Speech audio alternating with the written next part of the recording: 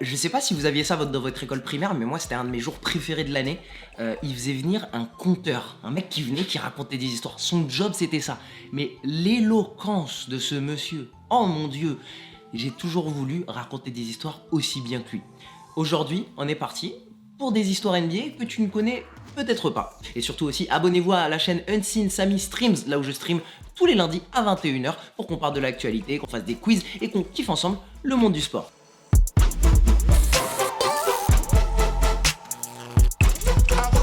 On commence à Golden State avec le coach Steve Kerr qui, pendant les belles années de Golden State, quand il dominait, a dû mettre une amende à Steph Curry et Draymond Green. Alors ça c'est pas ouf, mais ça arrive. Ils n'ont pas respecté des règles, ils ont une petite amende de 500 $, c'est pas grand chose pour eux. Mais Steve Kerr, il a même mis une amende à Drake en même temps, une amende de 500 $. Et Drake l'a payé. L'histoire c'est que Steph Curry et Draymond Green et Drake traînaient ensemble et ils étaient censés aller avec l'avion des Golden State Warriors pour se déplacer à un match à l'extérieur. Et ils ont pris trop de temps, ils sont arrivés en retard à l'avion, ce qui a reculé absolument tout l'emploi du temps des Golden State Warriors. Et bah du coup Steve Kerr il a été obligé de mettre une amende à Steph et à Draymond. Et Drake était dans l'avion aussi, il a fait bah écoute, t'as été en retard, c'est à cause de toi, bah je te mets l'amende aussi. Et du coup c'est Drake qui a payé l'amende pour tout le monde. Il en a même fait allusion dans l'un de ses sons, et si je suis fort je te mets l'extrait maintenant. On continue à Golden State et un jour Klay Thompson bah il s'est endormi. Il s'est pas réveillé pour l'entraînement et il a pas pu aller à l'entraînement. Il s'est rendu compte, ok, j'ai une heure de retard, c'est quoi, je vais continuer à dormir. C'est mieux de dormir plutôt que d'arriver une heure en retard. Et le lendemain, Klay Thompson cale 60 points en 29 minutes en touchant le ballon 88 secondes, le plus grand nombre de points en si peu de temps et en touchant le ballon si peu de temps. Klay Thompson continue à dormir, si c'est pour claquer 60 points, continue. Alors encore quelqu'un qui a performé, mais il était en galère avant. Shane Battier. Shane Battier, c'était un joueur du Heat pendant les playoffs avec LeBron James quand il jouait contre les Spurs. Et quand ils sont arrivés jusqu'au Game 7 face aux Spurs avec le Heat, avec LeBron et tout, Shane Battier, il était pas bon. Il était pas bon à 3 points du tout. Sur tous les playoffs, il shootait à 25% à 3 points. Et il a été signé chez le Heat pour être un sharpshooter, on les appelle comme ça, les sharpshooters, les snipers. Et en fait, Shane Battier, avant le Game 7 des finales NBA, le match le plus important de sa carrière, il se rend compte que pendant tous ses playoffs, il shootait un peu trop à droite. Et donc il s'est dit, c'est quoi, je vais plus viser le panier, je vais viser à gauche, et comme je shoot un peu à droite, bah ça va rentrer dans le panier. Avant le match le plus important de sa carrière, il a décidé de shooter en ne visant pas le panier. Et il a mis 3 points sur 8 au Game 7. Dingue. Alors une petite transition avec LeBron James, son ancienne équipe c'est les Cavs et aujourd'hui il y a un très bon joueur chez les Cavs, Colin Sexton, et en début de saison Colin Sexton il a montré à la NBA ce qu'il vaut avec 42 points face aux Big 3 des Nets, face à Kyrie, KD et James Harden. Il a arraché la victoire, il a mis 20 points consécutifs dans le crunch time quand c'était le moment d'être clutch et là toute la NBA s'est rendu compte, Colin Sexton il peut être bon, mais c'est pas son match le plus fou. Colin Sexton, en universitaire, il a fait son match le plus fou quand il jouait pour l'université d'Alabama. Il a joué un match où il a marqué 23 points. Ça paraît pas ouf. Mais dans ce match, il y a tout son banc qui s'est fait virer par l'arbitre parce qu'ils ont dû se lever et ils n'ont pas le droit de se lever du banc.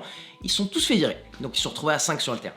Ensuite, il y a eu un joueur qui s'est blessé. Ensuite, il y a un joueur qui a fait 5 fautes, donc qui est sorti. Ils se sont retrouvés à 3 contre 5 avec Colin Sexton qui était meneur. Ils avaient 11 points de retard et ils sont arrivés à remonter jusqu'à moins 5 points. Ils se sont inclinés, mais Colin Sexton a joué en 3 contre 5. Il a inscrit 23 points et il a ramené son équipe jusqu'à moins 5 points avant de s'incliner à ce match. Et à ce moment-là, tu t'es rendu compte que Colin Sexton y pèse. On remonte en 2003 et un joueur a perdu plus de 3 millions de dollars à cause de son agent. Et grâce à ça, le Miami Heat a gagné un titre NBA. Truc de ouf. Le joueur s'appelait Anthony Carter et il avait une player option de 4,1 millions de dollars. La player option, pour ceux qui ne savent pas, c'est le choix pour un joueur d'accepter ou de ne pas accepter un certain contrat. L'équipe est obligée de l'honorer, c'est le joueur qui doit accepter ou pas. Et donc l'option était à 4,1 millions de dollars pour Anthony Carter. C'était un bon contrat pour lui. Lui, il a dit hey, je pense pas que je peux avoir mieux sur le marché chez les autres équipes, je veux signer. Il signe. Sauf que l'agent n'a pas envoyé les documents assez vite. Donc du coup, il s'est fait virer du Heat et il a dû signer aux Spurs pour 750 000 $. Les 3 millions et quelques de différence, son agent lui a remboursé sur une quinzaine d'années et grâce à cet argent qui a été économisé du côté du Heat, le Heat a pu signer Lamar Odom pour ensuite trader Lamar Odom contre Shaquille O'Neal et ils ont gagné le titre en 2006. On revient un petit peu plus dans un temps contemporain. La seule équipe à avoir fait un workout privé à Giannis Antetokounmpo, c'était pas les Bucks, c'était les Atlanta Hawks. Et les Atlanta Hawks voulaient le drafter. Sauf qu'ils n'ont pas fait l'effort de trade-up. Ils n'ont pas fait l'effort d'échanger leur choix de draft pour aller un peu plus haut pour le drafter.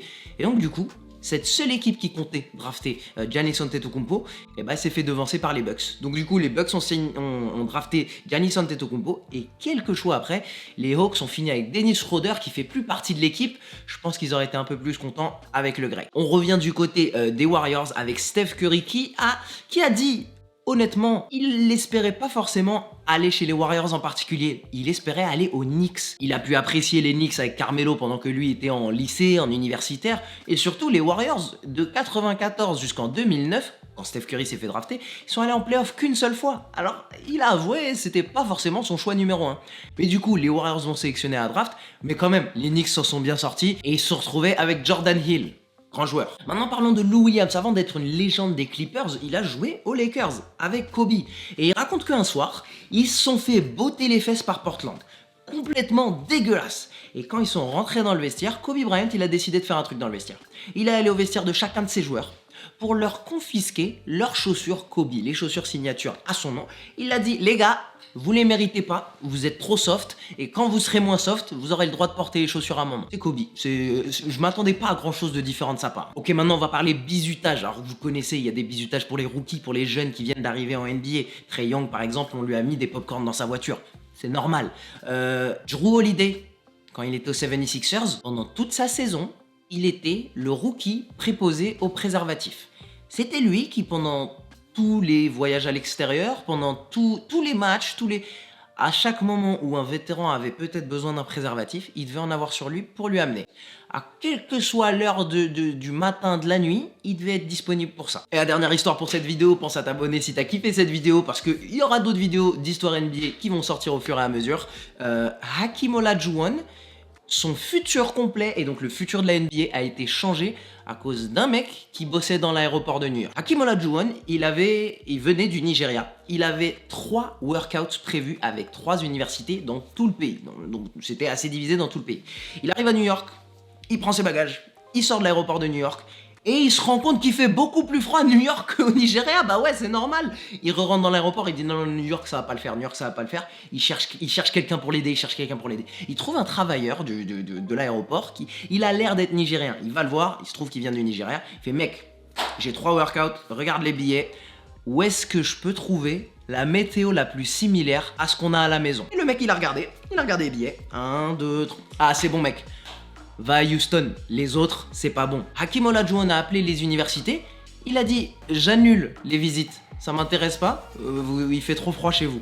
Il est allé directement à Houston, il a dominé en NCAA, et il a été drafté par les Houston Rockets. Et voilà l'équipe, on a fini pour toutes ces histoires NBA. Écrivez-moi vos histoires NBA que je ne connais pas, essayez d'en trouver une que je ne connais pas dans les commentaires, et abonnez-vous pour pas louper une des prochaines vidéos. Et surtout, gardez les bien ouverts.